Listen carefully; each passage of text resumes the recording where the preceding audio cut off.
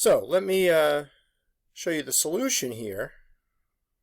Right. So again, they're going to differentiate each term in place, right? Don't try to solve for y.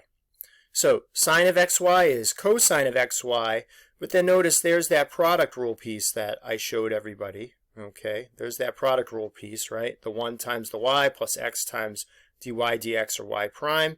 Derivative of x squared is 2x, and derivative of y is just y prime. Now they multiply across these parentheses to get the individual terms here, and then they also subtract that y prime term. So what they do is they group those y prime terms on this side. Notice y cosine of xy, they subtracted, it gets over on this side. Then they factor out the y prime, and you get y prime times x cosine of xy minus 1 equals 2x minus y cosine of xy.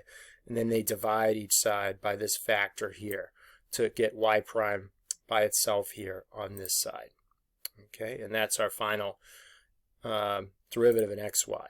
Why don't I show you quick check 2 really quick. Alright, so here's quick check 2. And what you want to do is, again, don't try to solve for y, just differentiate with respect to x each term in place.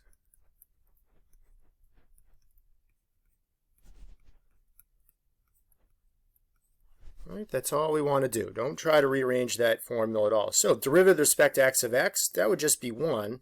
Now, derivative with respect to x of y squared. Remember, this inner function is really y to the x. The outer function is, say, x squared or u squared, if you want to use that terminology. So the derivative is going to be 2, right? Copy over the inner function, 2y, and then dy dx. And I could have used y prime too.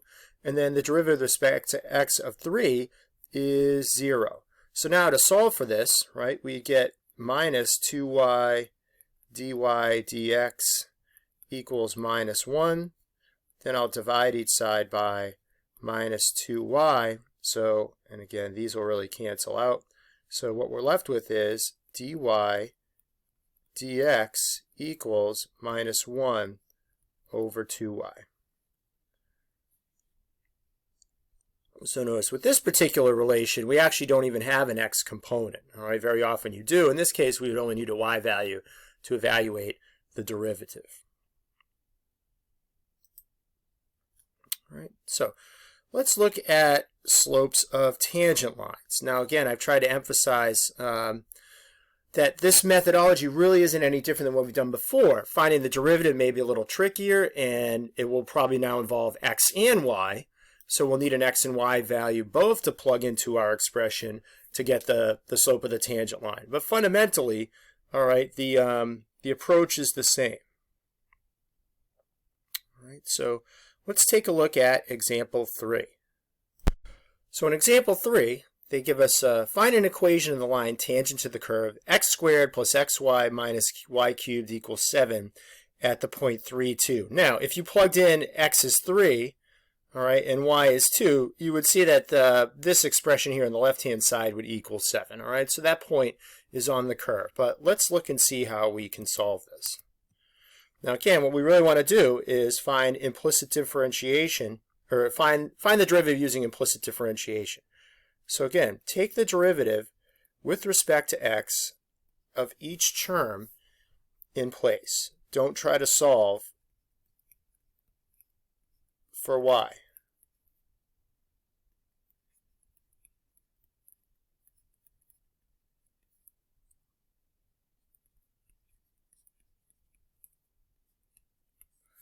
All right, so let's take our derivatives with respect to x. So derivative with respect to x of x squared, that's going to be 2x.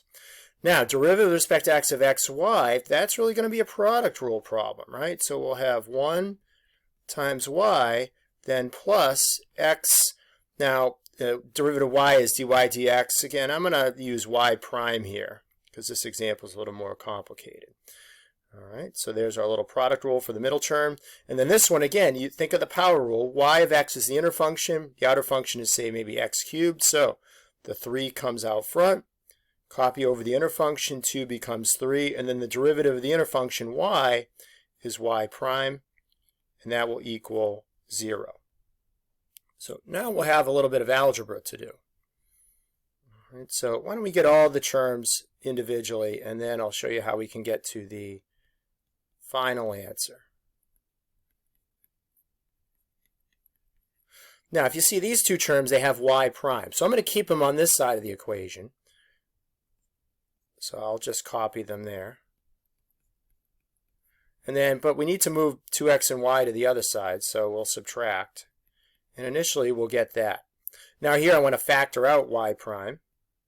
And I'll be left with x minus 3y squared equals minus 2x minus y. And then we'll divide each side by x minus 3y squared on each side.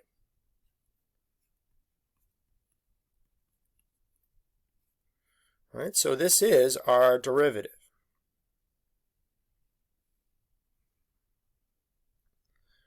Now, one thing you'll see in the text is they flip around the negative signs here. They really multiply this all by 1 in one of these steps. So they'll have an equivalent expression, 2x plus y. If you just flip the signs on all these, they have an equivalent expression. Either way, you should get the same answer. Now, the slope of the tangent line is really right, our dy dx, or y prime, evaluated at this point 3, 2. So now notice we have an x and a y value to substitute into the expression. So I'll use my version here. All right, so this would be minus 2 times 3 minus 2 divided by, right, x is 3, and this is 3 minus 3 times 2 squared. So let's see, minus 6 minus 2, that's minus 8. And then this will be, let's see, 3 times 4 is 12. 3 minus 12 would be minus 9. And notice the negative divided by the negative gives us a positive. That's 8/9. All right, and then to come up with the equation of the tangent line, right, y minus y1 equals m, slope of the tangent line, times x minus x1. And we have our x and y values, right, so y minus 2 equals 8/9 times x minus 3, and we put in a slope-intercept form. All right, y is going to equal 8/9 x. Let's see, we get a minus 24/9 plus an 18/9. That's a minus 6/9. Minus 6/9 will reduce to minus 2/3. All right, and there is your equation of the tangent line. So again, the process of finding the equation of the tangent line, you'll have an x value, you have a y value. We have to find the slope. And now with implicit differentiation, that derivative can be an expression with x and y. So again, just carefully substitute the values into that expression. So we'll go back to the text and show you the solution. And again, notice they're going to differentiate each term in place. Right, there's that product rule I showed you, y plus xy prime minus 3y squared y prime, right, by the chain rule, and then derivative of 7 is 0. Now again, this is where they would subtract the 2x and the y. Notice I had these as negatives. This was negative and positive. And then they sort of multiplied everything by a -1. Okay, you don't necessarily have to do that. Notice we get the same answers at the end. All right, but there's that equivalent version that I showed you in the Word document. To find the slope, just like we always do, substitute our values into the expression. We have an x and a y value. They get 8/9 just like we did. And then we put that into our slope-intercept form. Whoops.